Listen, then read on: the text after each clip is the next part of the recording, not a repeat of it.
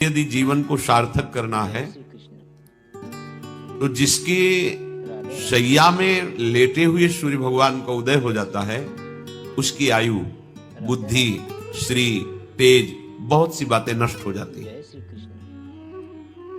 अगर आपको जीवन में चाहे लौकिक उन्नति प्राप्त करनी हो या पारलौकिक, प्रातःकालीन कम से कम सूर्य उदय होने के 2 घड़ी पहले 24 दूनी 48 मिनट, अभी सूर्य उदय होने में 48 मिनट हैं, आपने सैया छोड़ दिया। इसके आगे सूर्य उदय होने के 48 मिनट पहले आप सैया से हट जाएं। अगर आप रात्रि में जगे हैं तो सूर्य उदय होने के 48 मिनट बाद फिर आप सो जाएं। लेकिन वो जो बीच का समय प्रातःकालीन संध्या भुवन भास्कर भगवान पधार रहे हैं, वो आप सो रहे हो, तो आपकी आयु, वैभव, बुद्धि ये सब नष्ट होने लगती है, पता नहीं चलता। लोग देखो कहां तेजवान चेहरे दिखाई दे रहे हैं, खूब तो सब खा पी रहे हो, खाने पीने क्या तेज एक अलग होता है, भागवती तेज अलग होता है। ब्रह्म मुहूर्त में उठे, प्रभु का स्मरण किया, जो 2-4 नाम ही सही, अपने बड़े बुजुर्गों को, गुरुजनों को भावना से प्रणाम किया।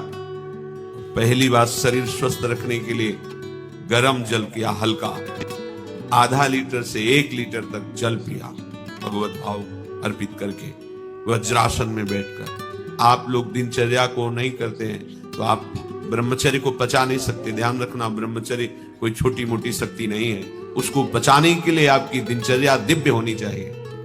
फिर इसके बाद आप 5 मिनट 10 मिनट टहलिए, फिर सो जाइए। फिर जो शौचाचार की पवित्रता बताई गई उसके अनुसार आप स्नान आदि करके, पवित्र वस्त्र धारण करके, जैसे कोई महान व्यक्ति आ रहा है तो हम उसके आदर के लिए खड़े हो जाते हैं, ऐसे भुवन भास्कर पधार रहे, हाथ जोड़कर प्रणाम किया, अर्घदान किया, आदि आदि। अब बड़े हो आप कि हम तो 2-3 बजे तक जगे हैं, ऐसा अगर आप भजन में जगे हैं तो भी सूर्य उदय के समय आप उठ जाइए। आपके गुरु आवे तो क्या आप सोते रहेंगे क्या?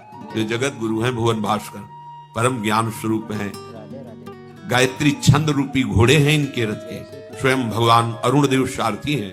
और भगवान पीछे वर्णन किए, मैं ही सूर्य रूप से जगत को प्रकाशित करता हूं और ताप के द्वारा जल को सोख कर मैं ही वर्षा कराता हूं। भगवान का आदर करना। अगर आप थोड़ा भी शरीर स्वस्थ रखना चाहते हैं तो जैसे नियम से भजन वैसे व्यायाम आवश्यक है। सबसे प्रार्थना है, ये दवाइयों के बल पर जीना बंद करो। शरीर में जितनी आवश्यकता जल की है, अगर उतना नहीं जाएगा तो आपकी एसिड बनेगी, फुंसियां निकलेंगी, कब्ज बनेगा, कई परेशानी। व्यायाम के लिए तो समय नहीं है, और भी 10 दिन बीमार पड़ोगे, फिर आप कहते हैं समय नहीं है। ब्रह्मचर्य को पचाने के लिए बहुत शरीर को क्रियाशील होने की आवश्यकता है, या तो प्राणायामों के द्वारा, आसनों के द्वारा। अब ना आसन है, न प्राणायाम है, न व्यायाम है, और फिर क्या, कैसे भावना आपकी भगवत भावना बनेगी? तो एक प्रमाद स्थिति, एक छिन्न भिन्न खिन्न स्वभाव, नहीं बात नहीं। अध्यात्म का साधक जो होता है नवीन खिला हुआ कमल जैसा, कोई असाध्य रोग, कोई बहुत पीड़ा, वो बात अलग है। नहीं तो ऐसा वो जैसे कमल खिला होता है ऐसे खिला रहता है। क्यों? हर समय चिंतन सही, आचरण सही, सब कुछ सही। जो भगवत भावना विहीन जीवन है वो मुर्दा जीवन है, वो जान नहीं रहे, मुर्दे जैसा जीवन है। क्या जीवन का भाव? वही गंदे भोगों को भोगना, उसी का चिंतन करना, और भोग भोगने वाले शरीर को स्वस्थ रखने के लिए विषय सामग्री इकट्ठी करना, इसके बाद मर जाना। बोलो इसके अलावा और क्या है? क्या है इसमें? शाश्वत क्या है? हमें तसल्ली होती है, हमने एक मकान बना लिया, तसल्ली होती, 4 लड़के हो गए और काल का तमाचा लगा पूरा का पूरा, सब क्या तसल्ली? हृदय को तसल्ली तब दो जब नाम चले। राधा राधा।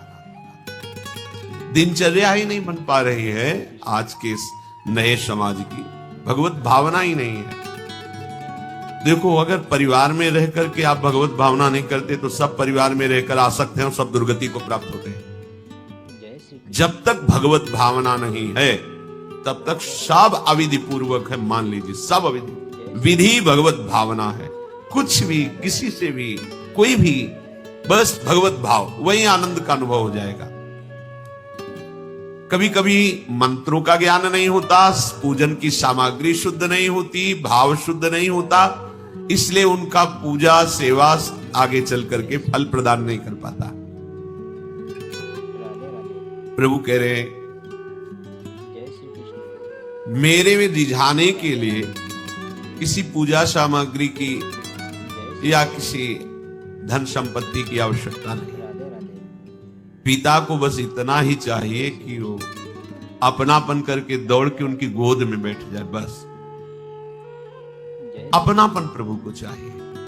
माया की भूल भुलैया से वापस लौटिए और एक बात केवल बैठ जाए अगर हृदय में कि मेरे प्रभु अब मैं थक गया हूं, यहां कोई मुझे सहारा देने वाला नहीं, अपना नहीं, नाथ मुझे अपना बना लो। ये बहुत बड़ी बात है हृदय की, किसी के बहुत भाग्यशाली होगा उसके हृदय में बात आई, प्रभु उसकी रुचि का विषय बन जाते हैं।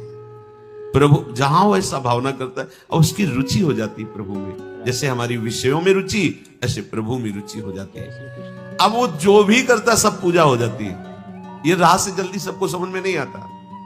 ध्यान दीजिए, भगवत भावना विहीन आप जो भी कर रहे हैं वो सब अविधि पूर्वक है, भगवान कह रहे हैं। अगर भगवत भावना युक्त है तो जो भी कर रहे हैं सब विधि पूर्वक। कर्माबाई जी ने, एक विधि विधान जानने वाले संत ने जब कहा कि आप तो बिना स्नान में बड़ा अपराध, ऐसे तुम कैसे बना को, और वो प्रातः अपनी स्नान आदि दिनचर्या करने लगी तो विलंब हुआ। फिर खिचड़ी अमनिया की ठाकुर जी को, ठाकुर जी आए गोद में बैठ के, एक कवल ही पाए कि उधर पर्दा, भाग के ठाकुर जी गए, खिचड़ी लगी थी। पार्षदों ने कहा जय जय तो अभी भोग ही नहीं पधराया। फिर और बोले कर्मा भाई है ना, वो मुझे भोग लगाती है। और पता नहीं उस महात्मा ने क्या समझा दिया विधि विधान, वो भोरी भारी हमारी भक्ता, वो अब नहाने धोने में समय लगाने लगी, इसलिए आज विलंब।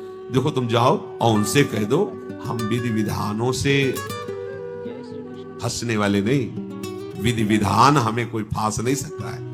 एक प्रेम फांस है जिसमें मैं फंस जाता हूं, बिना किसी बंधन के अगर ये बंधते हैं उसका नाम है प्रेम डोरी। ये बात सबकी सब, जाओ उनको कह दो जैसे वो बनाती थी वैसे पूरा अविधि है। अगर शास्त्रीय सिद्धांत से दे देखो अविधि है, पर वो महान विधि है जो भगवान को आसक्त कर लिया। कौन सी विधि? मेरे अपने प्रभु, मेरे प्यारे रात में भूखे रहते होंगे, ये भाव देखो। जब मथुरा के ब्राह्मणों को भगवत पार्षद सखाओं ने निवेदन किया कि भगवान श्री कृष्ण और बलराम आज इधर ही गाय चराने आए हैं और वो भूखे हैं, आप थोड़ा सा कुछ भोजन सामग्री दे दीजिए। ऐसे देखा कि ग्वारिया है, बात ही नहीं की, अधिकारी नहीं समझा, बात का अधिकारी नहीं समझा। ऐसा नहीं कि इनको पता न चला हो कि भगवान का अवतार है, क्योंकि जब भगवान अवतरित हुए सबको पता था कि भगवान अवतरित हुए हैं, प्रायः सबको पता, सब जैसे वायु शीतल चलती तो सबके अंगों में लगती, इसलिए महान प्रकृति उल्लसित होकर नृत्य कर रही थी आनंद में जब भगवान का प्रादुर्भाव हुआ। और उन्होंने बाद में स्वीकार किया कि मैंने महापुरुषों से सुना था कि भगवान पधारे हैं, पर मेरा कितना दुर्भाग्य कि वो स्वयं यज्ञ भोक्ता भगवान, समस्त यज्ञों का भोक्ता मैं हूं, स्वयं समस्त यज्ञों की भोक्ता मांग रहे हैं और वो यज्ञ करने वाले ब्राह्मण अनादर कर रहे हैं। हुई ना विधि।